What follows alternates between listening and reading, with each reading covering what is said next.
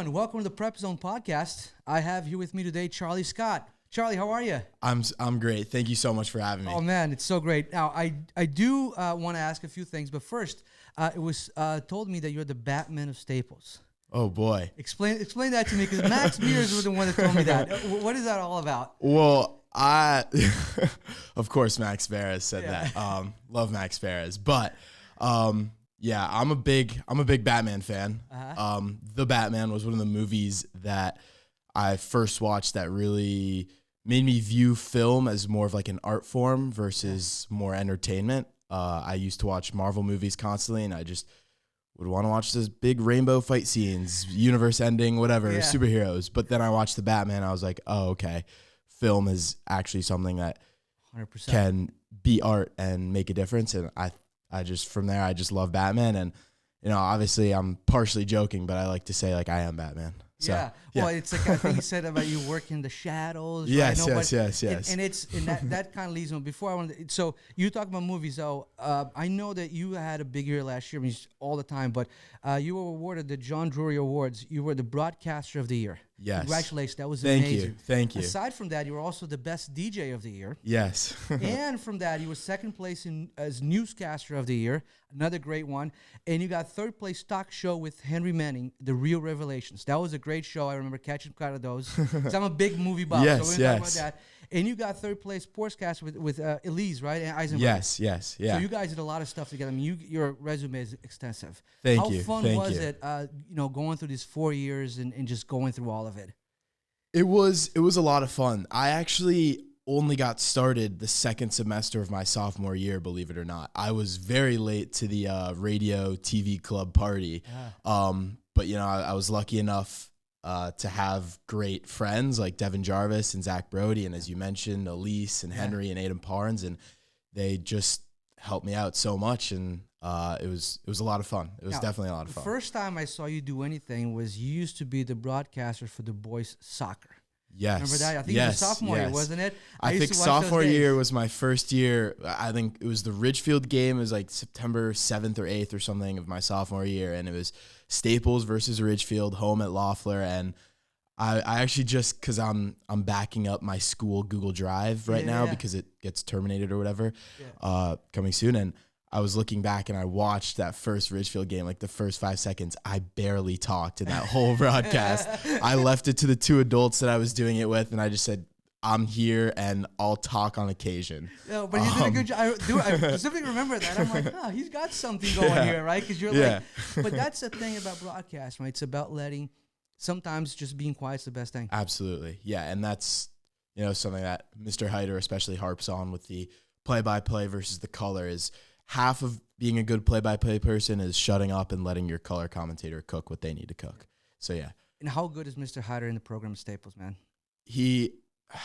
It's honestly, it's impossible to describe how vital he is, and also just how much he's changed me and how much he's changed so many of his other students in the program. I think something that he said when he won Station Advisor of the Year at the Drury Awards, he said, I think he was partially lying when he said this, but he went up and he said, I've never had chocolate.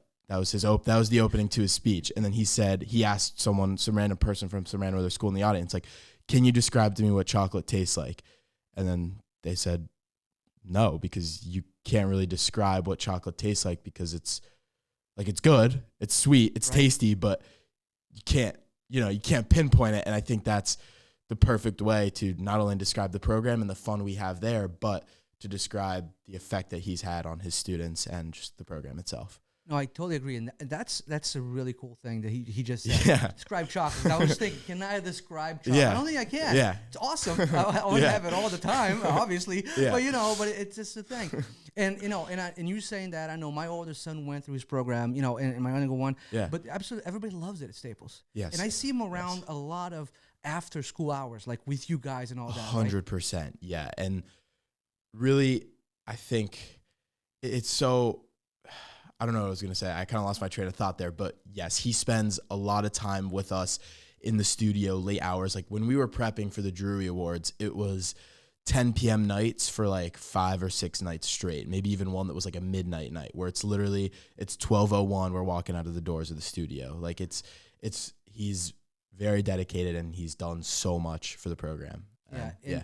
I always feel like stuff like that comes back, right? I mean, he puts that time and you guys just produce great stuff all the time.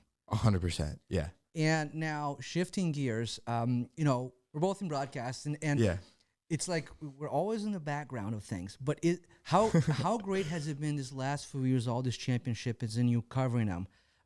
From a fan experience and being on the field, how great has it been for you? It's been awesome. I mean, Staples is just a powerhouse of athletics, not only in the FCAC, but in the state. Like, I think I saw a tweet recently from Coach Maddie or whoever runs the Staples football account, and it was just saying how many championship games the Wreckers have been in. And it's like upwards of like 15, 16 championship games. And the fact that that's been the thing in the past 3 years that I've been, you know, doing media is just crazy. So I'm very lucky that I've had as many opportunities as I've had to, you know, film and call these games. But being on the sideline for these huge games, it's just awesome. It really is, right? I mean, I've really enjoyed it. I've been doing it for a year. Like, you've been doing it for 4, so it's amazing. Yeah. Is there a moment or a game? I know it's really hard to pinpoint one, but is there a moment that that's really sticks to your mind? Definitely the football state championship. Lacrosse is awesome, but after beating New Canaan 11-4, I knew we were going to win lacrosse. So that one was slightly less special. Yeah. But the football one, I was nervous all day because I wanted to make that video so bad, and West Haven lines up with the 2-point conversion, and I'm just sitting. I was on the opposite sideline, of course, unluckily. Of course, the one play that I need to capture, I'm on the other sideline. But I'm sitting there, and I'm like, please just don't let them score it. And then when they stop it, it was just, it was amazing. It really was. Yeah. So it's funny story that Mr. Thomas got that famous picture. Yes. I was the first person he showed it to. Yeah. He goes, I got it. And he turned to me, I'm like, yes, you did. Now, I was right there to have the opportunity, but I was involved in the moment. But it was so cool that the principal of the school got that moment, right? Absolutely. Isn't it like things just work out for a reason, right? Yeah. And I mean, the whole thing around that game, you know, and Max like missing an extra point and making the tackle, it was Hollywood ending. Everything about it was, right? Definitely. And you're like being a lover of Hollywood and all that. You look back on that season and everything we've had, I want to say this last 2 years. Yeah. Right? Is there like something that you can pinpoint to that, you know, from being, because you're inside the school, right? I think the big difference between you and I is like, you live with these guys every day, right? You go, you walk in the halls, you're doing that. Is it any different covering them, having the tight relationship or not, or anything? Well, it's definitely, you know, like you said, I kind of like to live in the shadows. Like the Batman thing. So it's definitely interesting, like walking through the halls, and then, you know, you see Smitty and he daps you up and say, dude, that edit made me cry last night or something. And I'm just like, yeah, like, thank you. And that's the point of it, is so that the Staples students can enjoy it. And, you know, I'm trying to think, like, it's nice to, hold on. I'm trying to find the words, but, you know, it's nice to be in the school because it definitely helps you feel a lot more connected to the players when I'm sitting next to Smitty in TV and he's watching his game film as I'm sitting next to him and I'm asking him questions. I'm like, hey, who's their guy? When I'm on the broadcast, I can text Smitty and be like, hey, who's the defensive guy that I got to shout out on the broadcast on the other team to look out for in this game? And just being friends with the players helps out a ton when you're creating the media. I think that's the words that I was trying to look for so long. It's all about access, right? I mean, it's about like, and the people will trust you with the information that you're not going to say, oh, he told me that. No, you're just going to you're going to enhance the experience of whoever's listening and watching, right? Yeah. So you mentioned the football championship. Obviously the play sticks out. Anything else in the game that, I'll tell you my story, but you tell me your story first. Well, because you were in the locker room with them before the game. Yes, I was not only in the locker room with them like minutes before game time, I was in the locker room with them the whole day. I wanted to ride the bus with them and stick with them for the entire game, but just because of like contracts and safety stuff, I couldn't. But I was in the locker room at 11 a.m. before the day, like the Staples locker room. I was with them as they were watching our film, having their meeting. And then I drove up on my own to a route field. But I was there with them for the 2 hours before the game, and I was just able to essentially be with the team the entire day, filming them, talking with the players. And that was really special because, not like you said, like the access was great, but also I just got some really nice footage, being in the locker room with the team. So it was and like in that, right? So for me, I'll tell you what at halftime, we were down at halftime. Yes. Right. Yes. So I was right there on the field, and I sat in that tent they have, right? So we just catching a break, so stand up. So my wife and I are sitting there, and Brian's somewhere off, and Coach Behrens comes up, and he just sits right next to us. He goes, "Hey, how you guys doing?" Right. And I just felt like, right? It's like, okay, you're like probably the biggest game of the year, and he just comes and sits down and just like he has a casual conversation that it just shows you like, I guess and I'm sure you'll feel this, like just the normal how everybody is at Staples and how they treat everyone so great, right? Yes, it's like another story different from football, obviously, but lacrosse, like. Coach K is like, as I'm walking off the Wilton FCX game where Staples had a great game, and I'm walking off after my camera, I just say like, "See you, Coach, thank you. Like, thank you for letting me film," stuff like that. And he's like, "Do you have a Staples lacrosse t-shirt yet?" And I'm like, "No, I do not." And he's like, "All right, come to the coach's office Monday after school. I'll hook you up." And then, he obviously got me nice with the t-shirt. And he gave me another one. So it's like really, although I'm obviously not on the team, they really do make me feel like I'm a part of the community. And it's just I'm so grateful for that and for them to like be so welcoming to me and you and everyone, all the media kids at Staples. It's really nice. It really is. Like with him, my story is like after I think it was the second, third game, and I was still learning lacrosse. I didn't know lacrosse that great. And I did an interview with him, and I'm walking off the field. And I'm asking him like very trivial question. What does that guy have a longer stick? Right? Yeah. Things like that. Right. And he's just like talking to me, explaining the game to me. And I'm like, of course, yeah. Right. I mean, this is stuff that I guess we only get with the home media.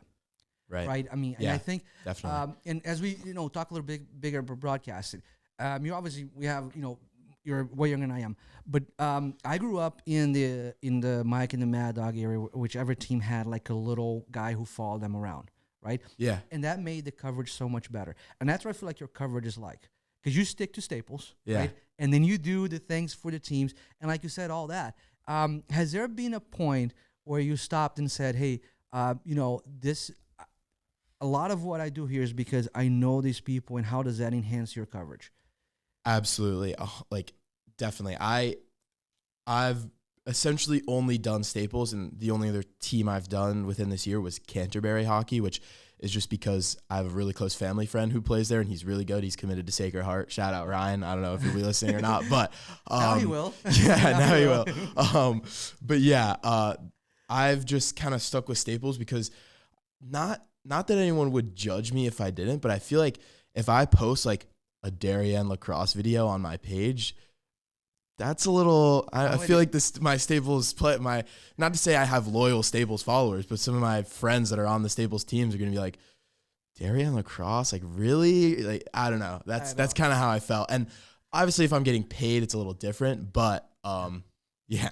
No, I 100% like you can. It'd be like you showing up to Darien with a Staples lacrosse shirt. Yeah, let me tape exactly. you guys. Right. I mean, we experienced the Greenwich rivalry on the Thanksgiving. Yes. But they didn't let you guys up. That was rough. That was ridiculous. I remember that day, and I remember Mr. Farnan coming to me and having some, very colorful words, But the thing is, like, I think the rivalry kind of makes it all better when you win, right? I mean, you want to beat your friends. You want to kind of do the people definitely. right? Now, I want to talk to you a little bit about the Real Revelations that you guys did with movies. Yeah. So I thought that was a very cool idea and a great show. How did that story about all that come around? Well, me and Henry are both artists in our own right. We, not to say more so than anyone else in the studios of 70 North, but the studios of 70 North is kind of a more, obviously not entirely, but more of a sports-based surroundings and club. Like we have the cleanup crews and we do the sports calling games, so there isn't too much of the more artistic stuff that's going on. And for the Drury Awards, we needed a show and we needed something to submit, and we just thought, let's just talk movies. We both know enough about it. Let's just get it done. And we just started, just talking. Started talking. Now, what's your favorite all-time movie? Do you have one? Well, that depends. Or genre? That Let's depends. Talk to that. I don't have a favorite genre. I like any kind of movie. I'll watch whatever. But My favorite movie specifically depends on the weather. It depends on what I'm doing at the time. You know, but if I had to pick three, I'll give you three. I would say Christopher Nolan's Tenet, Baby Driver. I love the editing in Baby Driver. On the beat music, highly recommend. And then La La Land. So okay, so yes, the classic. Very much all across the spectrum, but very. I just really enjoy those movies. So when you look at the movies, I mean, obviously being your artistic background, everything you have, what draws you to a movie? Yes, so it's a great question, and I would say that I put thinking after the movie as like one of my number one things that I look at when I finish a movie. When I finish a movie, when that screen fades to black, it says directed by whoever. My number one thing is like, how much am I thinking right now? Like, do I have to think to understand it? And obviously Baby Driver is not one where it's like, you have to think to understand it, but it's a lot of fun. Anyways, Christopher Nolan's Tenet, if you don't watch it 3 times, you're not going to understand it. And that is just so fun to me. And the fact that somebody like Christopher Nolan can create something so intricate and complex like Tenet, where literally you watch YouTube videos of these professional movie critics and they're like, I have no idea what I just watched. And to be able to watch it 3 times and then say, oh, wait, that lines up with this and this goes here and all that. It's just it's a lot of fun. When you have to think about the movie after you finished it and you wake up the next morning, you're like, wow, I'm still thinking about how Ryan Gosling and Emma Stone did not end up together in La La Land. And I think that's definitely one of my bigger factors.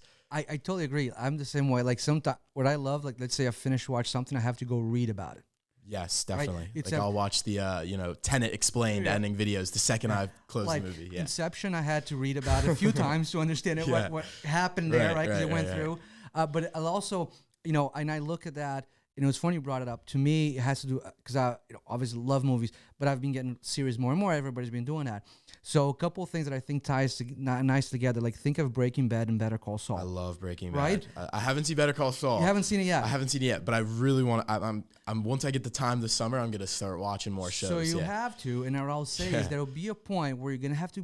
Everything ties together. Yeah. On that scene, which you've seen Breaking Bad, so I'm not spoiling for you, but that scene where Walt and Jesse meet Saul for the first time. Remember that scene where he's in a van? They take him out to a desert. Yep. And he's coughing. They take your mask off. Give me $1. Give me $1 right. So I have the legal rights. That scene is the scene that ties everything together. So my oldest son just finished Better Call Saul, and I said, "You want to see how genius Vince Gilligan is? So go back and watch this scene on YouTube." Yeah. He goes, "Oh my God!" Right? Because it just like. Yep. So to your point, like after I watched both, I'm like, "There you go. There's the." Right. So he's thinking about this way ahead of anybody. Yeah. Right? Genius. Yeah. It is I can only aspire to be as creative and as good of writing as that, and that's definitely one of my goals, is to create such a complex story like that at some point in my life. So you love movies. So what is and before we do that, you have to tell the story of your college acceptance, because to me, to me, I mean, and I you and I had that conversation at Darien, right? Yes, remember that we were talking that rainy game over there, lacrosse game, and you told me the story. That story stuck with me. So tell everyone about what happened in your college application, everything that went through. So, obviously it starts out pretty normal, obviously I don't think sending in 12 college applications is normal at all, but it's standard for here and Staples and Westport, whatever. I sent out my applications, had some media in them. I was lucky enough to get into most of my schools, University of Texas and University of Southern California, USC. Those are the two that I didn't get into that I really wanted to get into. And University of Texas had the option to send in an appeals letter to appeal your admissions decision. My admissions decision was a rejection, and I wasn't pleased with it. Obviously, what happens, but I sent in an appeals letter, and I said in the letter just things like, I really want to come here, and I love the school. I think I will make a lot of media for the school, for the sports teams, for the programs, and I think I will make the school better. And came back about a month later, and I ended up getting into University of Texas. So I was very lucky to have that happen. Yeah. I think like, and I have not heard that you were the first person, and I don't, maybe it's happened somewhere. But the first person that like got rejected, like, I'm not taking this. No, I'm going after this because it's what I want, right? I mean, it's a story of resilience, right? Definitely, has it always been like that for you? Yeah, sure. I'll say yeah. I mean, you know, living in such a great town like this, I feel hesitant to say yes to the resilience because, you know, I'm so lucky to have the program at Staples, the studios there, and having Mr. Hyder there, and just everything that's there, the technology that's there, and even where we are right here, the Westport Library, like to come in here and have these professional level editing suites is just, it's so awesome.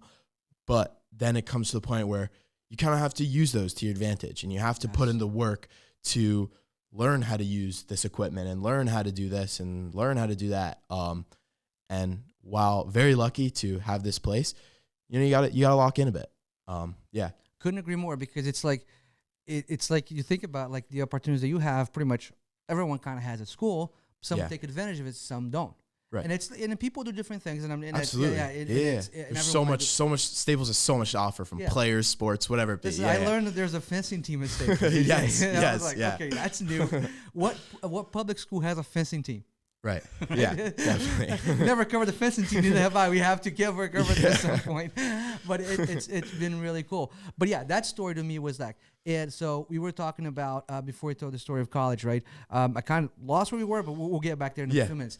But, you know, I felt like this, especially this past year, we covered so many events, right, that have been, and you mentioned about that. Is there like maybe like a cool, I don't know if you share like a cool background story? First of all, you said about being on the bus and they were the guys. That's pretty cool. Yeah. But is there anything else that happened this year that, I guess, a memory that's going to stick with you? And maybe it's not like, you know, the tack, whatever, but it's like maybe a little moment that really stuck with you, what somebody did. I think another example kind of relates to what you were saying about Coach Barron's in the football game. I can go back to there too, because I was very lucky that Staples was welcoming me on their sideline for the game. And, you know, I'm kind of under the mindset sometimes where ask for forgiveness, not permission. So sometimes I'll a little bit overstep the boundary, and if I get yelled at, you know, I'm so sorry, whatever. But for the Staples state championship football game, I was on the sideline and I was pretty close to the field, and I was filming, and it was Sam Petrosino's long, like 50+ yard catch, whatever it was. Remember that one? Yeah. Yes, that one amazing catch from the end zone. Yes, from the end zone all the way down, like 75 yards, whatever.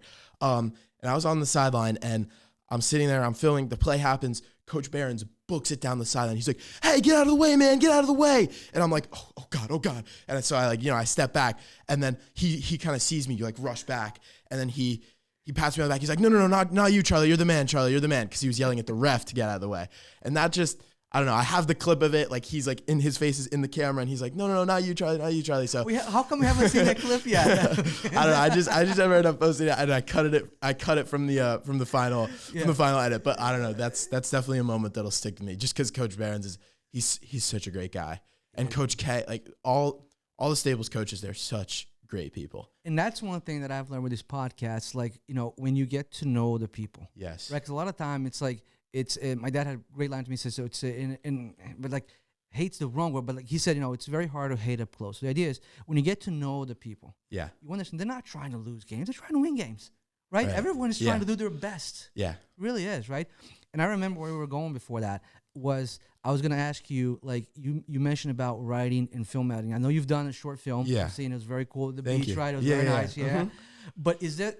What do you see as your next step? Are you going to broadcasting, filming? Where are we going to see Charlie next? Yes. So, well, for starters, next year, although I got into Texas, I ended up touring the campus, and I wasn't as much of a fan as I thought I would be. So I'm actually going to be going to Syracuse University. Oh, congratulations. Great. Thank you. Yeah, Newhouse Public School Communications there. So that's where you'll see some of my content being made in the future. But back to the media question, I really have no idea what I want to do, whether it be the broadcasting, whether it be the sports filmmaking, or whether it be the narrative filmmaking. I want to try to keep as many of those doors open as possible, because I enjoy them all so much. And I think the easiest one where you'll probably see me first is hopefully filming some sports games at Syracuse. That's probably where you'll see me first, but hopefully down the line I can start to focus more on maybe, because I think narrative film is one of the areas where I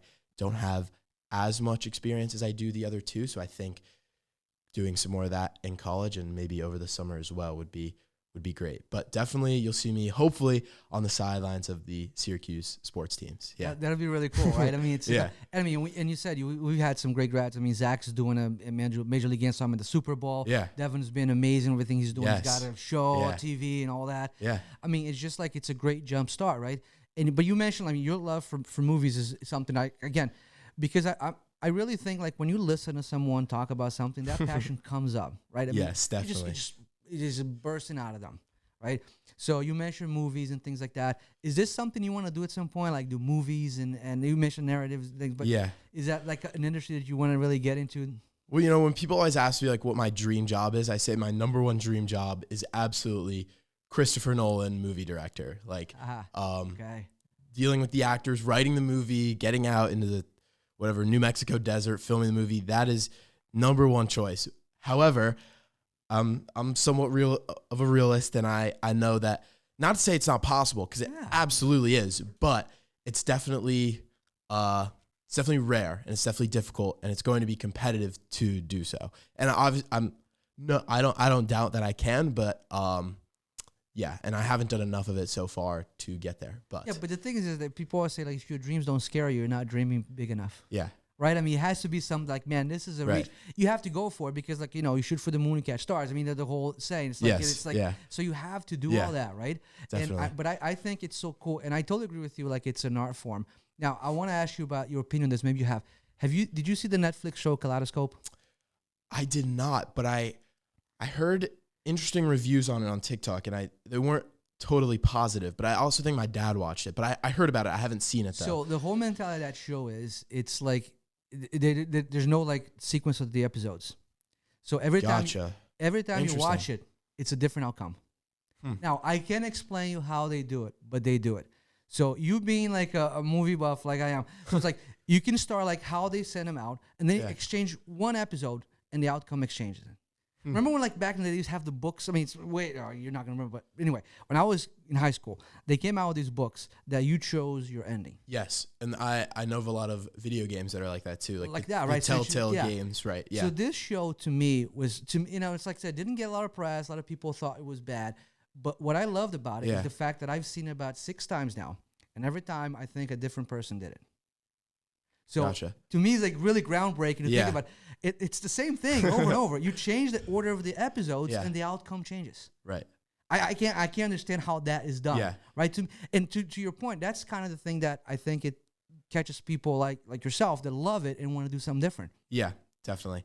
And that's kind of, I don't know. This is kind of related, kind of not. But like with Inception, I know you talked about Inception earlier, but a lot of people always argue on the internet like, oh, Inception, like, was he in the real world at the end when he spin the top or not? I'm of the belief that it doesn't matter, because he learned that your reality is what you choose. You choose your reality. He saw his kids. He didn't care if he was in reality or not. He chose it, and that's all that matters. Now, so you mentioned reality, so I have to bring this up to you. Did you? There was a I can't remember the media platform, but it was a show about they would go into this resort, right? Mm-hmm. And it was kind of like, the idea was this woman, which is was played by Nicole Kidman, and she was like, it was a pretty huge people on there. The idea was like she would somehow give them some kind of drug. So the story that caught me was this. So it was a family that came in, and they had lost one of their kids. So she made it somehow to where their kid could come alive in their minds. Huh. Okay. So you mentioned reality, right? Yeah. So our reality that we live. Mm-hmm. So the mom was like, the dad was reluctant, and the mom was like, well, if I can make a world where my kid is here, that's my reality. That's where I want to live in. Yes. Regardless that it's not a reality. Right, so to your point, right. Movies play in that sense, don't it, in our minds? Yes. I mean, right? I mean, just think about how that goes. So it's like, let's just put our thinking caps on. If you could make your reality or the real reality to Inception, I mean, what would you choose? Wait, rephrase the question. Hold on. So I know I'm answering correctly. We were talking yes. Inception, right? Yes, so let's look. Let's say that you have your reality, and I know we're getting way off the sports, but I love where we're going. Yeah. If we talk about, here's my reality, and I don't like it. Right. But someone offers you an altered reality that maybe not be your reality, but you live in that reality in your mind. Yes. Who are we to say that it's wrong? Yes. I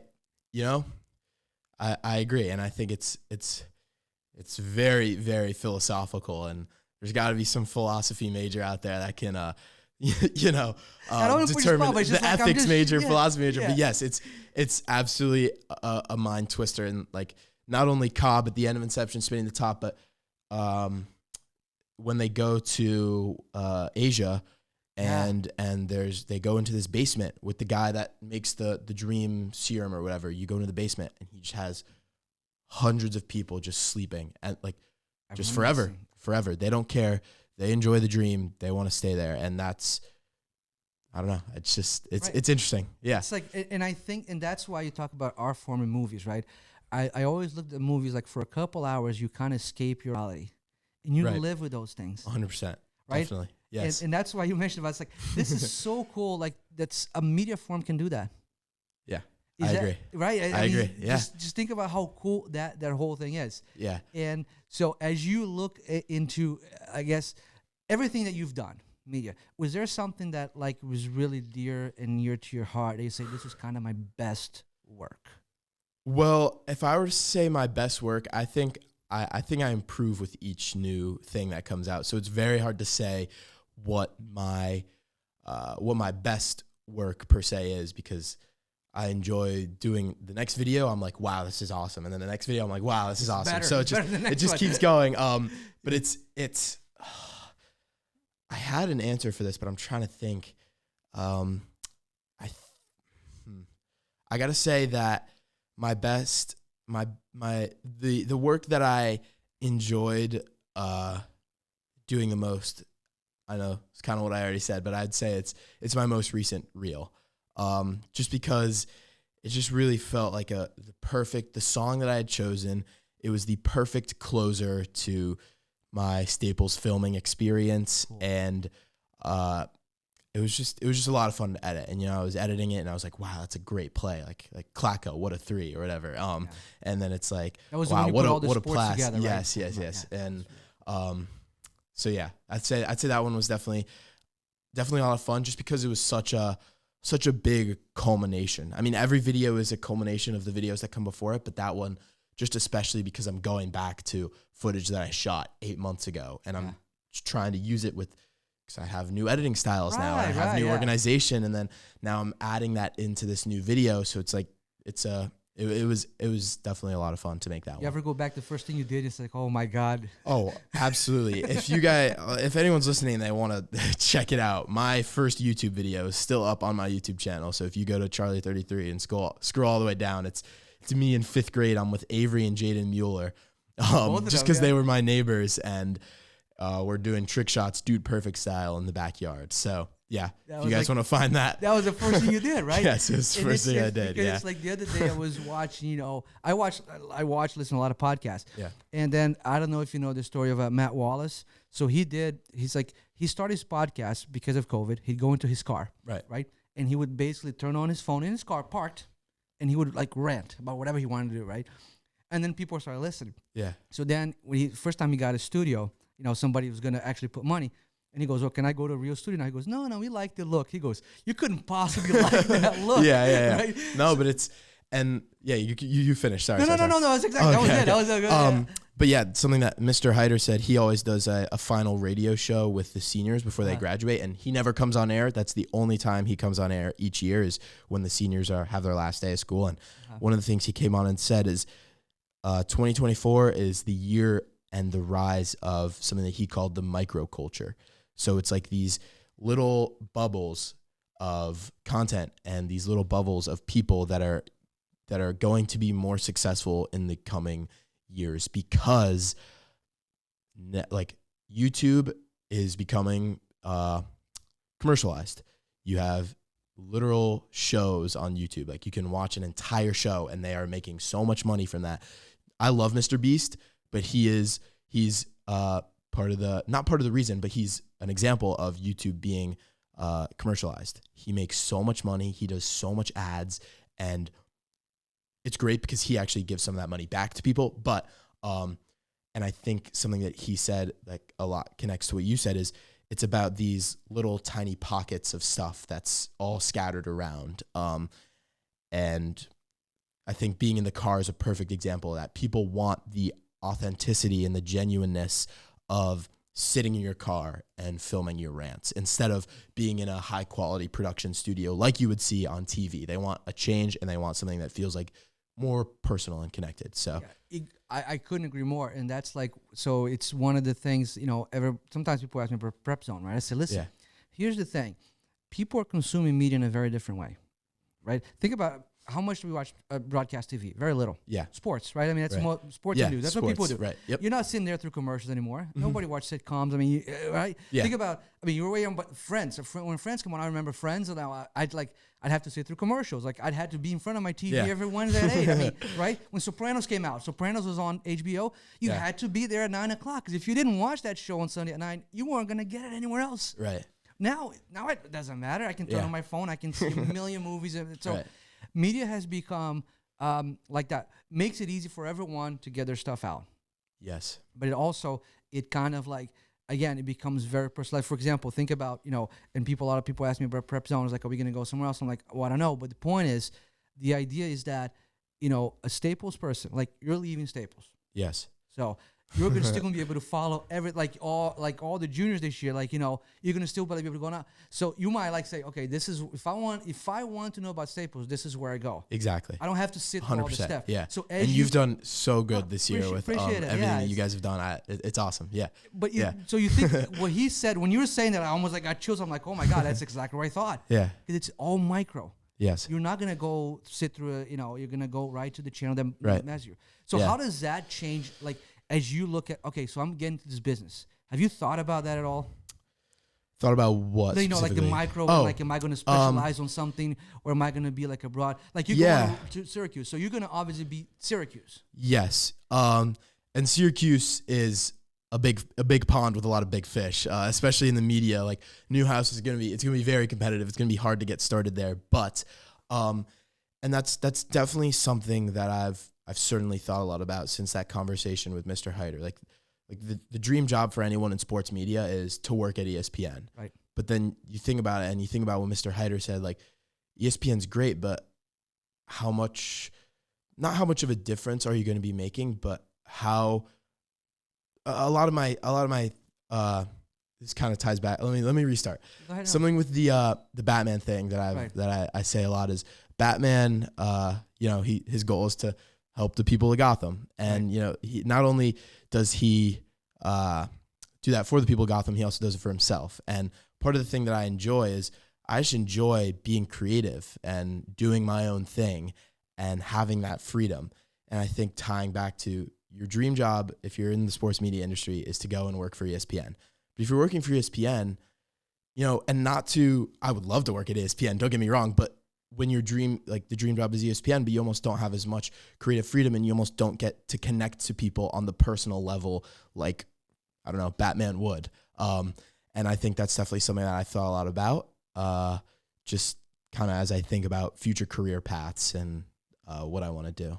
Yeah. Because it's like, you look at the micro, right? So if you're just another voice, right, that's just like getting drowned in, I think, like, back to the one thing that I admire about your work is that the authenticity of it, right? So there's not a lot of people doing it. Thank you. Yeah. Right? I mean, you know what I mean? So it's like, I always look at something, okay, so am I filling a void?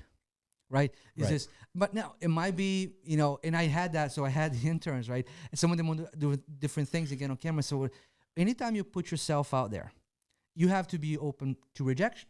Absolutely. Right? Because, I mean, you're doing all this stuff, and like, you didn't know where it was going to go.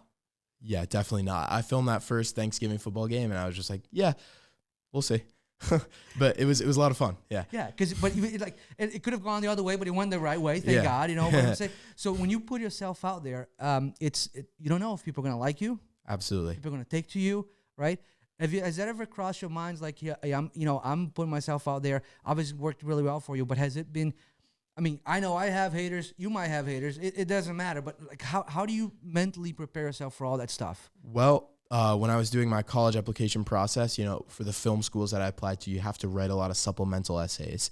And Mr. Heider helped me out a lot with those supplemental essays. And one of the things he said to me that really, really stuck with me is the price of creating art is sharing it.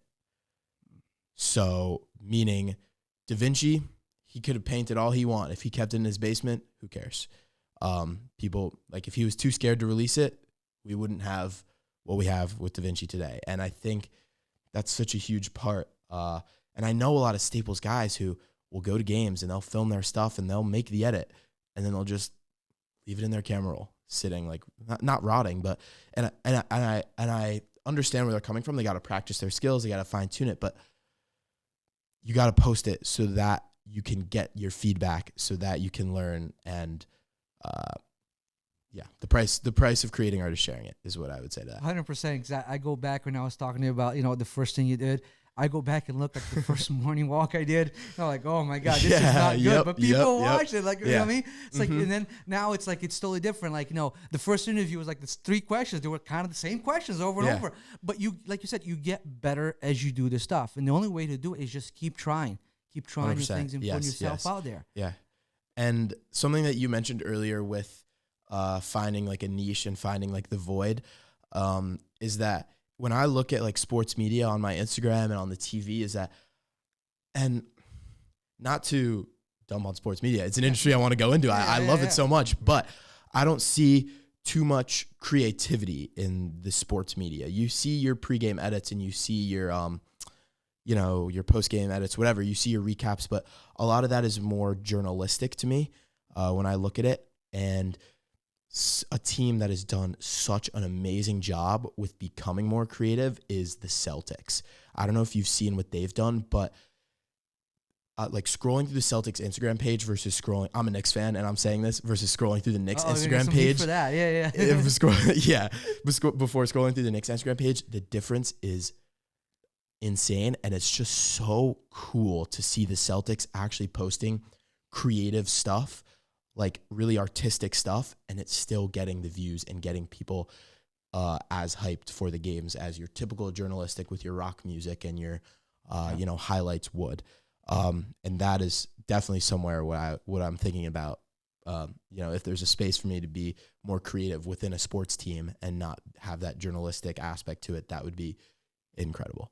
Yeah, because with you, like, I think being authentic is about everything, right? It's like people can relate to you. Not everyone's going to relate to you, but some people will, right? And you find that right place to be. And that's because, again, that would be what differentiates you. And that's what I thought that, and I was thinking about, having you on. I'm like, well, everything he does is just so different, right? Because, I mean, and you seem to be like right at the right time, in the right spot every moment. Oh, of course. I mean, I've been so like I said in my reel, just to cut you off real quick. I said in my reel, I said in the caption, and I truly, truly, truly mean this.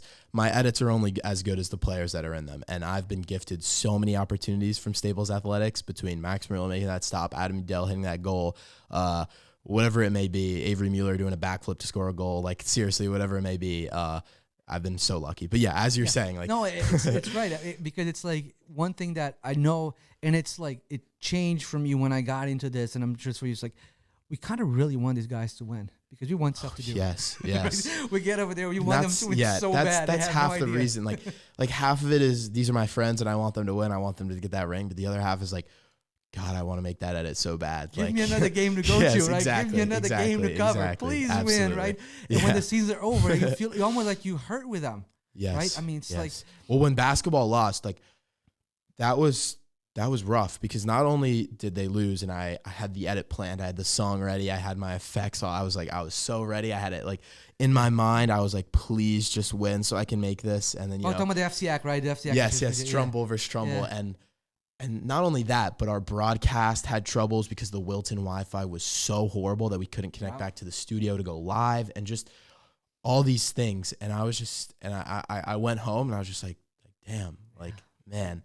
I know. That was rough. That was rough. Yeah, and that's one thing that I know, like, it didn't change because, I've got kids in Staples, so Staples, Staples blood. Yeah. But, like, I look at, now when I look at the sportscast, especially, like, the Yankees guys, the Knicks guys, like, they're really rooting for these guys to win. Like, oh, absolutely. It's like... And... Yeah. No, go ahead. I keep cutting you off. I feel bad. No, I won this. And that was something that comes up a lot with us in WWPT because CIAC and NFHS collaborate with us a lot. Uh-huh. And me and Henry, after the prep game where Staples beat prep by 1 point, we might have been a little too biased per se, but we got an email from CIAC the next morning. Yeah. Completely valid. Totally understand. But we had no idea that we were on NFHS. Okay. And we had no idea. If we were warned, we might have toned it back a little bit, but yeah, we were a little Staples biased in that one. But it just makes it a lot more fun. And I think when the Staples kids are going to listen back to that game, they're going to be like, oh, this is funny. Because not everyone's going to go listen to it. They're like, what happened there? Yeah. And not even going to lie, I was so biased that the call was just bad, like straight up. Like I think it was Anthony Armentano who had like a pass breakup in the end zone. I called it an interception because I couldn't really see it. And I was like, Anthony Armentano, pass breakup, interception in the end zone. And then 2 minutes later, I'm like, sorry guys, pass breakup, my bad. Like totally like really unprofessional, but it was so much fun. And you live through the moments, right? I mean, you live through it like you're almost like you're there with the guys, right? Yeah. It's like one cool story I think I've shared on the air I will was when the hockey team lost. So that was like there was they were playing the number 1 team in the state, and it was and they were like 30 seconds or so away, 10 seconds away from winning, and then they tied and went overtime. But when it was over, I usually I've been pretty big on trying to get like the exit interview with the coach, just trying like season's over, give your final thoughts, right? It's kind of brings up parents like it, kids like it, and I was going to do that. And I walked over to Coach Bond, and he said, "Hey, before you do this, the guys want to talk to you." So like I got a chance to go what you did in the locker room, but after I lost, but like just to feel with what they were feeling at that moment, that kind of sadness, about the season being over, but also like how good the season was and being there. There's no price to that. Yeah, I mean, I'm sure you experienced that through those people too. Absolutely. It's been 100%. really cool, right? It is awesome. And you definitely feel the highs and you definitely feel the lows with the teams as well when you're on the sideline, and it's great. And I feel like the lows are interesting because they make you appreciate the highs, but also it builds a bond when you're there, like you went through that together. I mean, a win is a win. And I'll never, and I don't know if you're a Giant fan, but like I'll never forget when the Giants lost the Super Bowl to the Ravens. It probably not that far back of a Giants fan. I definitely am a Giants fan, but my most recent was the helmet catch, like 2011 Super Bowl. But before that, they played. Collins took the Giants to Super Bowl. Nobody thought they'd be there. Then they got destroyed by the Ravens. But anyway, so when the game was over, the owner of the Giants, Mara, was in the locker room with the guys, right? And he was there, and he was like talking to everyone, all that. Then fast forward to the helmet catch, he wasn't around. They asked him why. He goes, "Well, they didn't need me when they won. They needed me when they lost." So it just kind of puts everything in perspective. Like, we definitely want to be around all these championships. But the thing is, like, we got to be there for everything. Sometimes those interviews are not great, but they are. Right. And you make good things. So that's really fun. So, it is a great. So as we wrap up here, we're going to do some personal stuff. I want people to get annoyed because, you're always like behind the camera. But how would you summarize your high school career in your 4 years at Staples and all of that? 2 words about that. Yeah, I'd say it was definitely very busy, but that was the best part about it. I was doing so much media, and it really was just I'm so lucky to have been welcomed by the teams and be a part of the athletics program, even though I wasn't really an athlete, but I was really just soccer, busy and lucky. Yeah, I played soccer my freshman year. I think I got about 6 minutes of playing time, and I ran cross country and track the rest of the 3 years, but I was not a stud there either. So listen, I think we all find our calling, right? At some point, yes. And it's like, and I'm sure you're the same way. Like, the other day, I think not the other day when the baseball playoffs, they won the award game, right? The semifinal. So because I keep scores for my stats. So when they went into extra innings, I started going live, and I'll see some people. So I kept it going live, but that meant that I couldn't get my score sheet updated anymore. So I said, forget it. So I went back home, and now it was midnight. I was watching the tape and scoring. my son walks by and says, "Dad, you need help."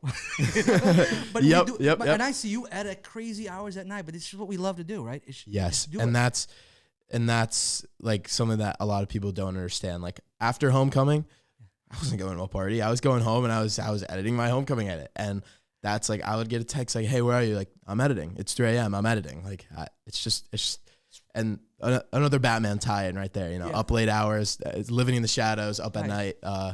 Saving the city. But but it is, and it's like it's the it's what we like to do. It's building your DNA. You can't really explain to anyone. You just love it. Yeah, Charlie, it's been so great to have you, man. Thank you so much for having me. A few years from now, I hope that you're doing movies and all that stuff, and I'm gonna say, dude, I worked the field with him one day.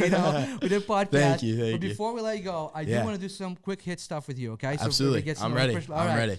Let's start with the first one because you're a DJ, so you know all that stuff. Yeah. Name one guilty pleasure song in your playlist that nobody thinks you would listen to. Guilty pleasure song. Oh boy, I'm gonna have to go. All right, I'll go for a recent one, and I'm gonna say the new Pharrell song from the Despicable Me movie. I don't know, I just think it's fire. It's kind of basic, it's whatever, kind of childish, but it's fire. Yeah, love it. I mean, I tell you, I love animation movies so much. Yes, I'm already planning to see Spider-Verse movies, my favorites of all time. Insane. And that's another thing where it's like the combination of art and entertainment. Perfect. And Perfect. And it's funny because when the kids were younger, I thought, well, I'm watching this because the kids. Now they're in college. Now I'm already playing Despicable Me 4. I'm already playing Inside and Out. Dude, I'm going to be in all these movies. Absolutely. Because I think the humor is great. I mean, the editing is great. Like I said, one of the movies, because I do a lot of music on the side too, was Rio. Because Rio had a lot of Brazilian music. So right. Yeah. So I'm watching that movie the whole time and thinking about the music. And then when I walked out, my first comment was, my wife's like, "Oh, the music was amazing." She goes, "What? The music was great." She goes, "Music? Did you watch the movie?" I said, "No, the movie was great, but the music, my God." Oh, yeah. You're looking at things artistically, right? Because yes. music is my art, so that's the kind of thing, right? It's really cool. And Across the Spider-Verse, the movie, you can screenshot any frame. It's a wallpaper. It's amazing. Love those movies so much. So say that again. You can do what? You can screenshot any frame from Across the Spider-Verse and you can put it on your computer as a wallpaper. That movie is just visually incredible, and the fact that it's animation is especially huge. Yeah, and Flowers is one of the great songs of Post Malone. Oh yeah. That movie. Yeah. Right. So, what's your favorite social media platform? Why? I'm gonna say, I feel like Instagram is such the basic answer, but I feel like I have to go Instagram just because it encapsulates all of it. Instagram has their own TikTok feature. Instagram has their own Twitter feature now with Threads or whatever it is. And then Instagram has your classic photos posting. So I'll go Instagram just because it encapsulates and has the stories like Snapchat. So I'll go Instagram just because it encapsulates everything. Yeah. Fair. Okay, what is the last series you binge watched?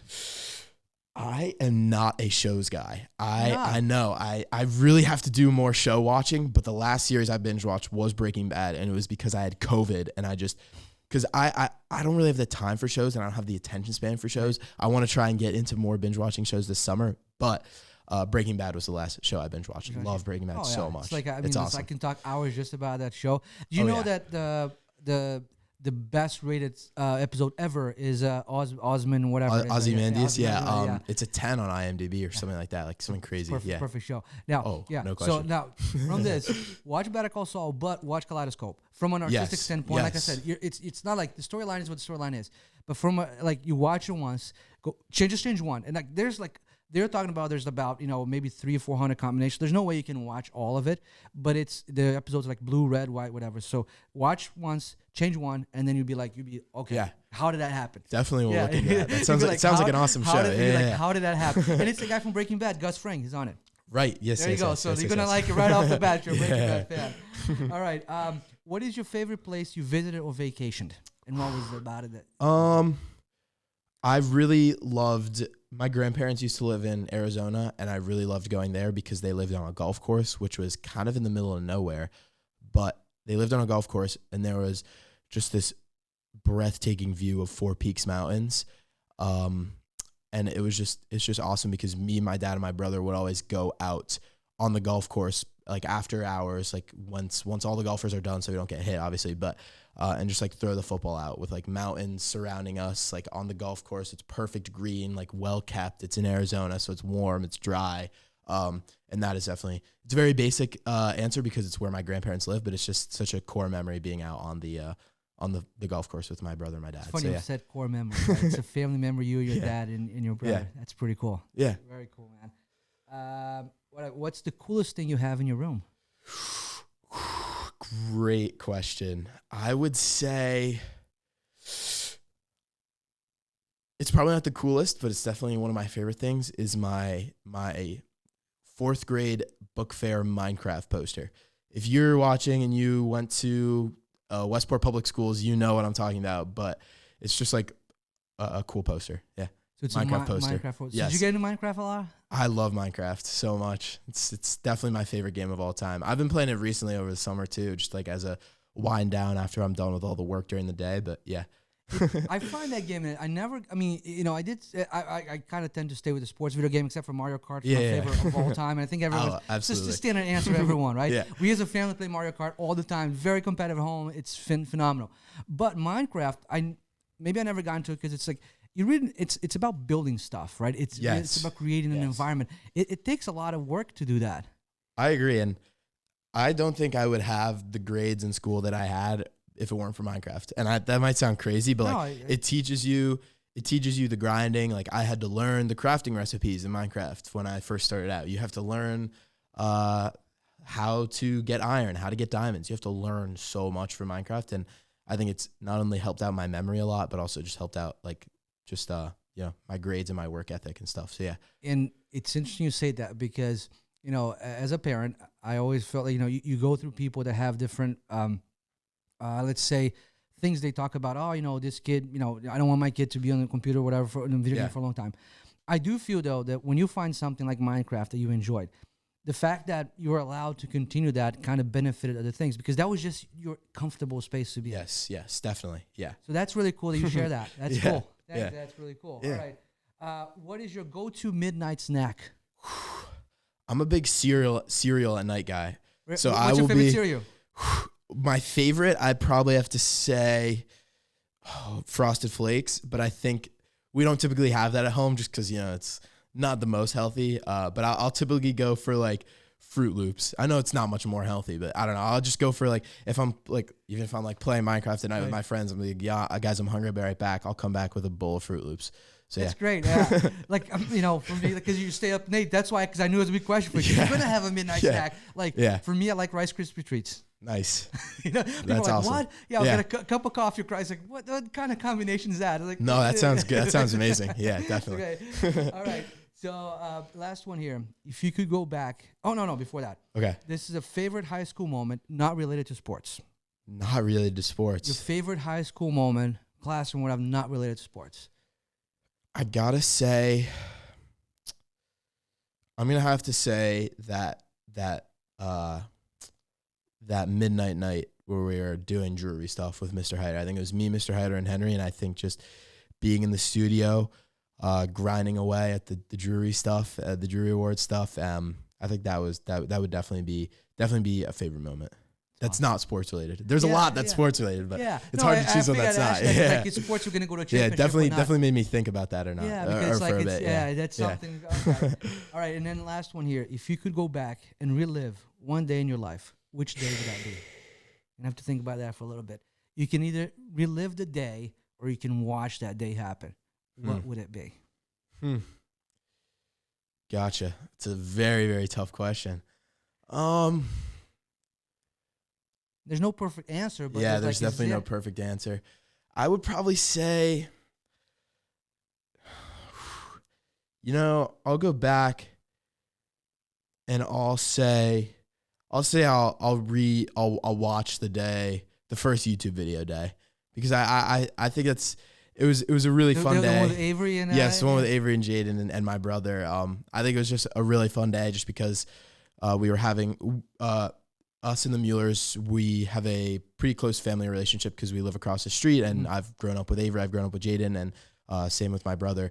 So I think we were barbecuing that night, and I was just like, hey, I got the YouTube channel now. I'd been begging for the YouTube channel for so many years for my dad, and he finally let me get one. So I was like, hey, I got the YouTube channel now. Let's make the first video. And it was just a lot of fun to film the trick shots. And yeah, I'd say that'd be a great day to relive. It's cool, right? Yeah. And think about that. It's like, and people think, oh, it has to be. No, it could be like a simple day. They maybe have a nice dinner. It doesn't matter. It's what sticks to your mind, like that memory. Core memory, right? Yes, stick definitely. with you Absolutely. forever. Absolutely. Yeah. Listen, Charlie, I can't thank you enough for coming on the show.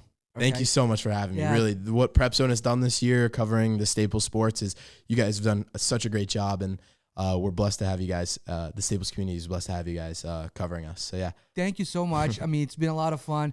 And like I said, don't be a stranger when you come back. Of course, yes. Let's find out year one how it went, because it's like I'm very interested to know about the media and how all that stuff goes and how that does. So we'd love to, next summer when you're here, hopefully you're back in town, let's do it again. Let's find out how everything went. Absolutely. That would be a lot of fun. But again, best of luck. Thank you. Syracuse. You as well. You as well. Thanks so much, Charlie. Thanks for coming on. Thank you for having me.